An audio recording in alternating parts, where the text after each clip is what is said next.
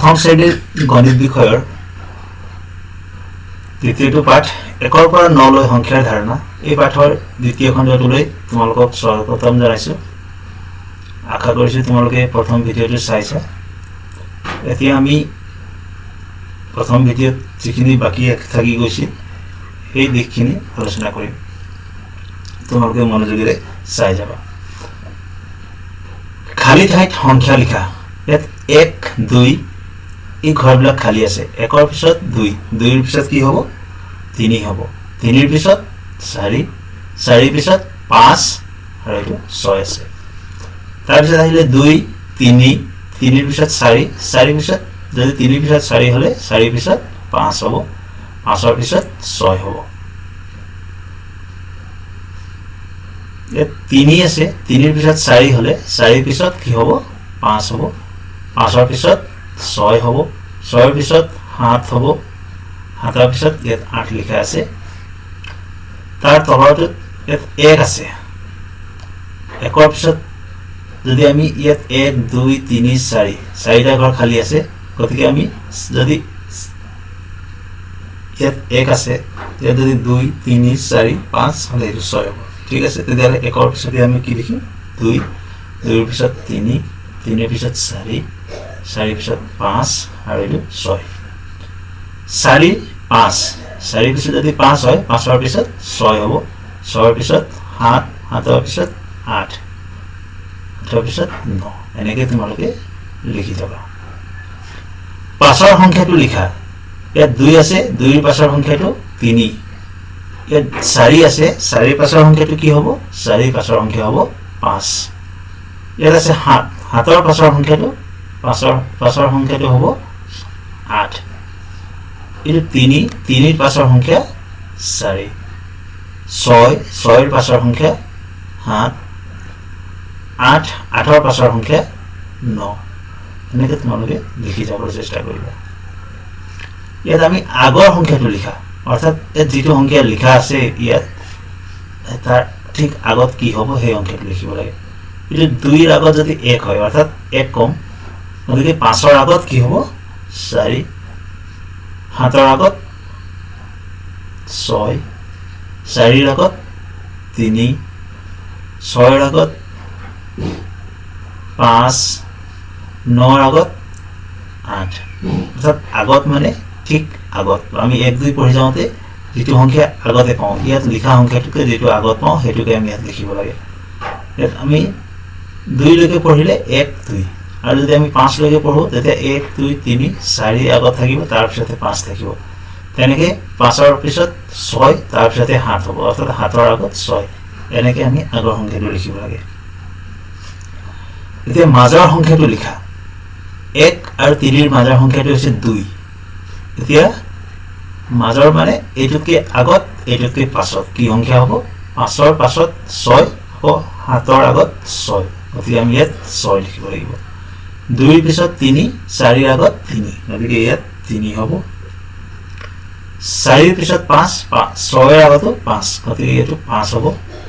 3ৰ পিছত 4, 5ৰ আগতো 4, গতিকে এইটো 4 হ'ব।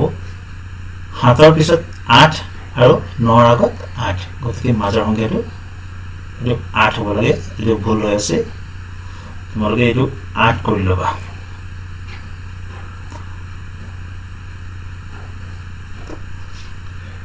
ছবিবোৰ চোৱা আৰু গণনা কৰি পোৱা সংখ্যাত ঘেৰ দিয়া। অৰ্থাৎ ইয়াত আমি 1ৰ পৰা 9 লৈকে গোটেই সংখ্যাকেইটা লিখা আছে, কিন্তু এই ছবিত কেইটা সংখ্যা আছে সেই সংখ্যাটোতে ঘেৰ দিব লাগে। প্ৰথমটো এটা কৰি দিয়া আছে 1 2 3 4 5, সেইকাৰণে এই 5টোত ঘেৰ দি আছে। তেনেকৈ আমি যদি 1 2 3 4 4 হ'লে আমি এই 4টোত ঘেৰ দিব লাগে। এইটো 4ত ঘেৰ দিছোঁ। 1 2 3 4 5 6, এতিয়া যদি 6টা আছে গতিকে ইয়াত 6টোত আমি এই 6টোত ঘেৰ দিব লাগে। 1 2 3, ইয়াত 3টা আছে সেইকাৰণে আমি ইয়াত 3টোত ঘেৰ দিম। ইয়াত 1 2 3 4 5 6 7, 7টা আছে, গতিকে আমি ইয়াত ক'ত দিব লাগিব এই 7টোত ঘেৰ দিব লাগিব। 1 2 3 4 5 6 7 8 8টা আছে গতিকে আমি এই 8টোত ঘেৰ দিম 1 2 দুটা আছে গতিকে আমি ইয়াত 2ত ঘেৰ দিম 1 2 3 4 5 6 7 8 9 গতিকে ইয়াত আমি এই 9টোত ঘেৰ দিব লাগিব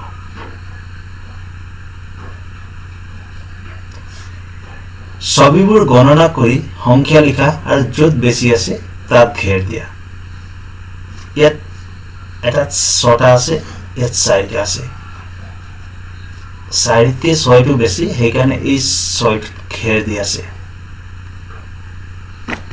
এতিয়া আমি চাওঁ কোন এই তলত থকাবিলাকত কোনটোত কিমান আছে 1 2 3 4 5 ইয়াত আছে 5টা ইয়াত আছে 1 2 3 4 5 6 7 ইয়াত আছে 7টা গতিকে আমি ক'ত ঘেৰ দিব লাগিব এইটোত আমি ঘেৰ দিব লাগিব ইয়াত আমি ইয়াৰ নিচিনাকৈ ধুনীয়াকৈ ঘেৰ দিব লাগিব ইয়াত 1 2 3 4 5 6 7 8 ইয়াত আছে 8টা ইয়াত আছে 1 2 3 4 5 6 ইয়াত আছে 6টা গতিকে কোনটোত বেছি আছে এইটোত বেছি আছে গতিকে ইয়াত আমি ঘেৰ দিব লাগিব ইয়াত আছে 7টা 1 2 3 4 5 6 7 ইয়াত 7টা আছে ইয়াত 1 2 3 4 5 6 7 8 9 ইয়াত আছে 9টা গতিকে ইয়াত কোনটোত বেছি ইয়াত 7 ইয়াত 9 গতিকে 9টোত আমি ঘেৰ দিব লাগিব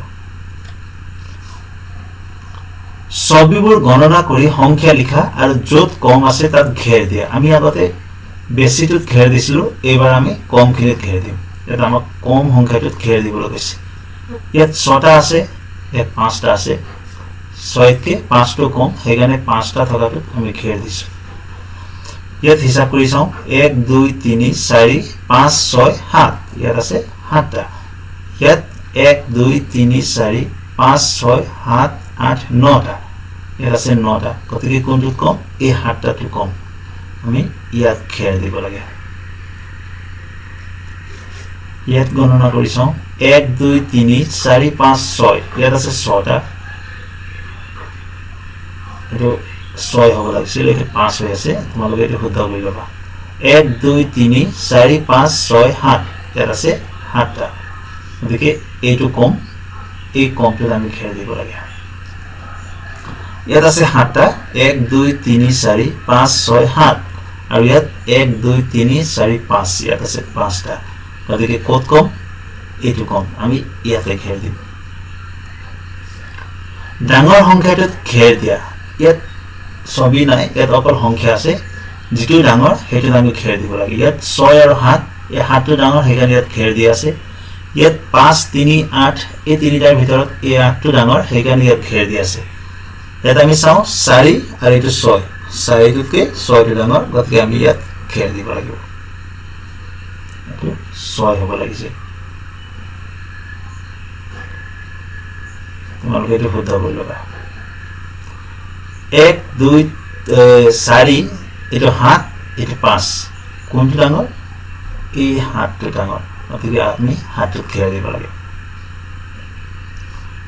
3 5 ইয়াত 5টো ডাঙৰ গতিকে আমি 5টোত ঘেৰ দিম 2 4 6 2টোতকৈ 4 ডাঙৰ 4টোতকৈ আকৌ 6 ডাঙৰ গতিকে আমি 6 সংখ্যাটোত ঘেৰ দিব লাগিব এইটো 7 এইটো 4 ইয়াত 7টো ডাঙৰ সেইকাৰণে আমি 7টোত ঘেৰ দিম ইয়াত 5 7 3 ইয়াত চবতকৈ ডাঙৰ হৈছে 7 গতিকে আমি 7টোতে ঘেৰ দিম ইয়াত সৰু সংখ্যাটোত ঘেৰ দিয়া ইয়াত আকৌ সৰুটোত দিব লাগে আমি তাত ডাঙৰটো দিছিলোঁ ইয়াত সৰুটোত এইটো 5 4 4টো সৰু সেইকাৰণে 4 দিছে ইয়াত 6 7 3 এইটো 3টো সৰু সেইকাৰণে ইয়াত দিছে ইয়াত 2টো সৰু সেইকাৰণে 2টোত ঘেৰ দিছে ইয়াত 7 8 9 এই তিনিটাৰ ভিতৰত 7টো সৰু গতিকে এইটোত আমি ঘেৰ দিব লাগিব 4 আৰু 6 4টো সৰু 8 7 3 ইয়াত 3টো সৰু 7 আৰু 9 7টো সৰু চবতকৈ 6 8 9 ইয়াত 6টো সৰু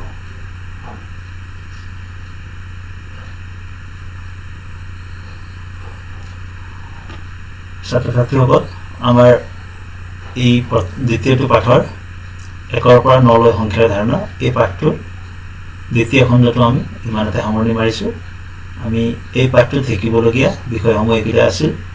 তোমালোকে তোমালোকৰ কিতাপত যিখিনি আছে, যিখিনি কৰিব দিয়া আছে বা মই যিখিনি কৰি দিছোঁ, সেইখিনি তোমালোকে নিজে চেষ্টা কৰি চাবা আৰু লিখি ছাৰ বাইদেউক দেখুৱাবা। ধন্যবাদ।